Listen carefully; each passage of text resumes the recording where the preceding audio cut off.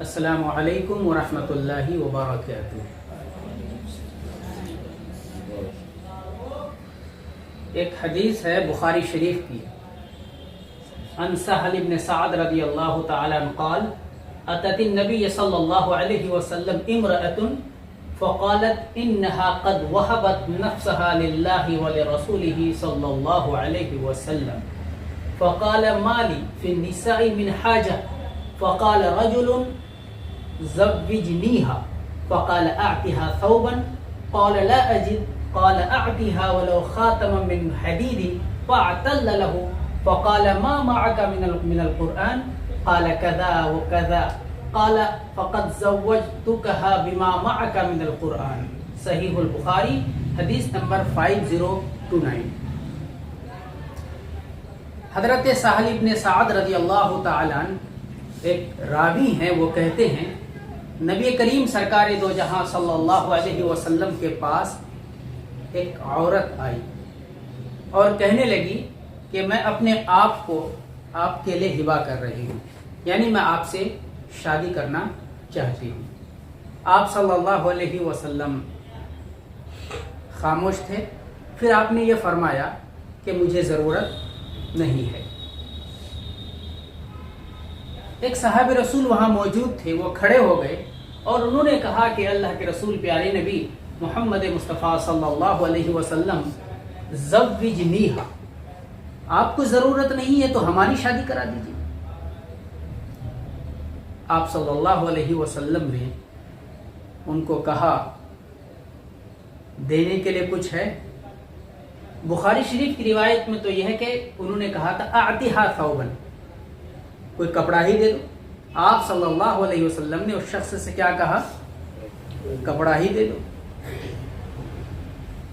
تو وہ کہنے لگا میرے پاس تو وہ بھی نہیں ہے۔ تو آپ صلی اللہ علیہ وسلم نے ارشاد فرمایا کہ لوہے کی ایک انگوٹھی ہی صحیح۔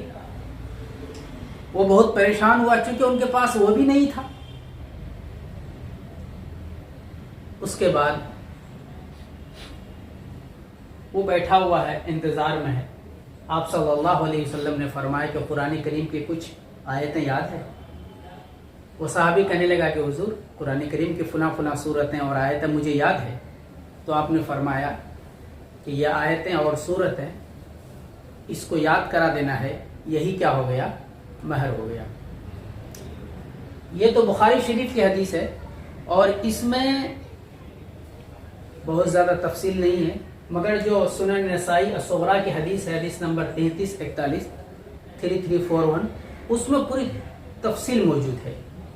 تفصیل یہ ہے، واقعہ یہ ہوا تھا کہ ایک عورت نبی کریم سرکار دو جہاں صلی اللہ علیہ وسلم کے پاس آتی ہے اور کہتی ہے کہ اللہ کے رسول میں آپ سے شادی کرنا چاہتی ہوں۔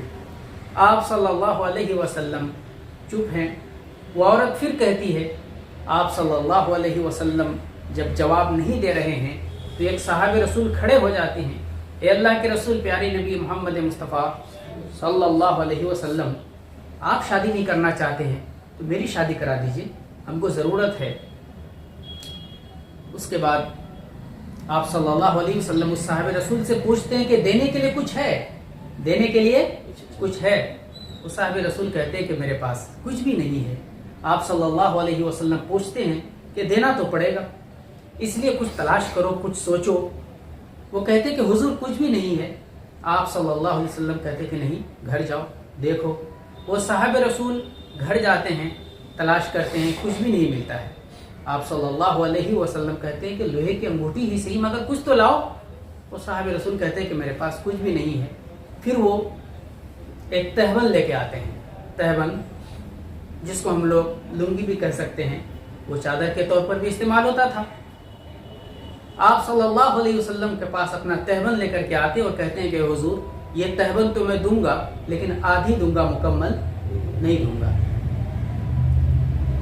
آپ صلی اللہ علیہ وسلم نے ارشاد فرمایا کہ ظاہر ہے اگر تم آدھی دو گے تو بقیہ آدھا تمہارے کام کا نہیں ہوگا، بقیہ آدھا تمہارے کام کا نہیں ہوگا۔ اگر دو تو مکمل دو، آدھی دو گے تو تمہارے کام کا بھی نہیں ہوگا، جس کو دو گے یعنی اس عورت کو دو گے اس کے بھی کام کا نہیں ہوگا۔ پھر وہ صحابی رسول اٹھ کر چلنے لگے کہ میرے پاس مہر کے طور پر دینے کے لیے کچھ بھی نہیں ہے، تو آپ صلی اللہ علیہ وسلم نے ارشاد فرمایا کہ اچھا قرآن کریم کی کچھ صورت یاد ہے؟ وہ صحابہ رسول کہتے کہ ہاں مجھے فلاں فلاں صورت یاد ہے۔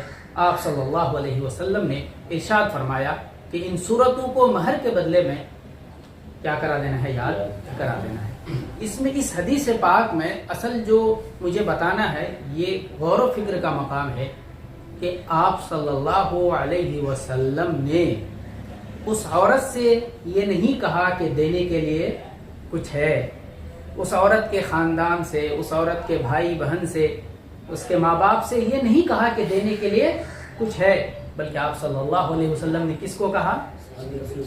اس صحابی رسول سے کہا، اس نوجوان سے کہا جو اس عورت سے کیا کرنا چاہتا ہے؟ شادی کرنا چاہتا ہے، کہ دینے کے لیے کچھ ہے، چاہے لوہے کی انگوٹھی ہی صحیح لیکن دینا تو پڑے گا۔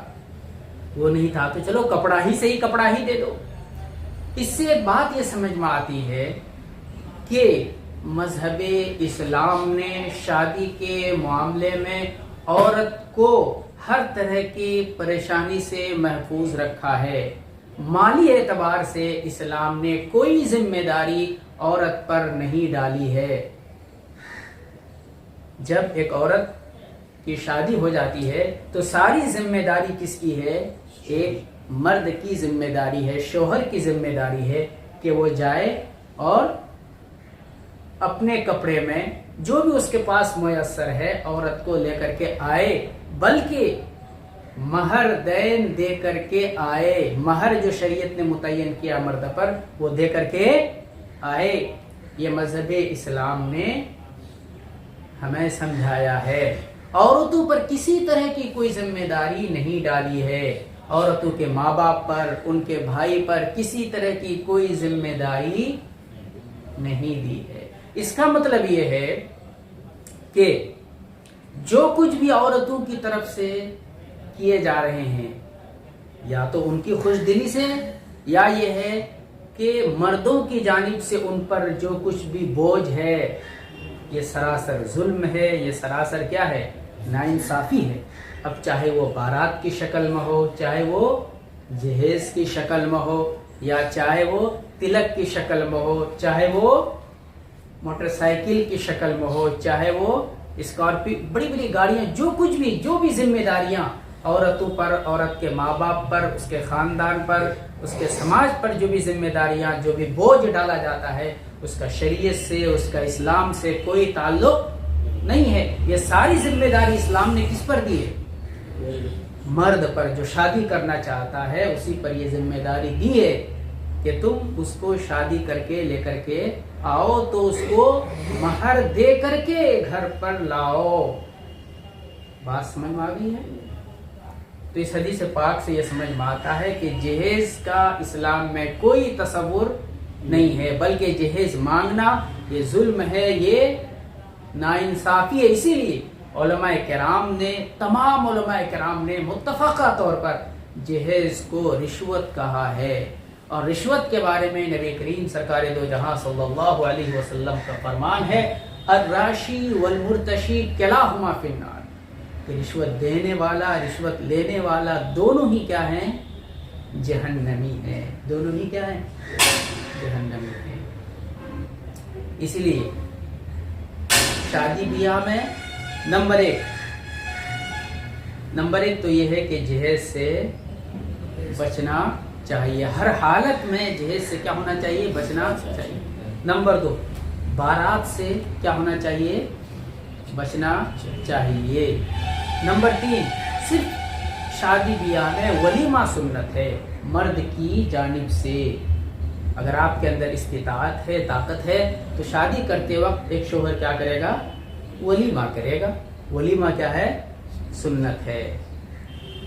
لیکن یہ بھی مرد کی جانب سے، عورت کی جانب سے کچھ نہیں۔ بہت ساری جگہوں پر تو ایسا ہوتا ہے کہ ولیمہ کرنے کے بھی پیسے عورت کے گھر والوں سے ہی لیے جاتے ہیں، جو ظلم ہی نہیں، ظلم در ظلم ہے۔ تو اس حدیث پاک سے یہ بات سمجھ میں آ گئی کہ یہ ساری ذمہ داری مذہب اسلام نے کس پر ڈالی ہے؟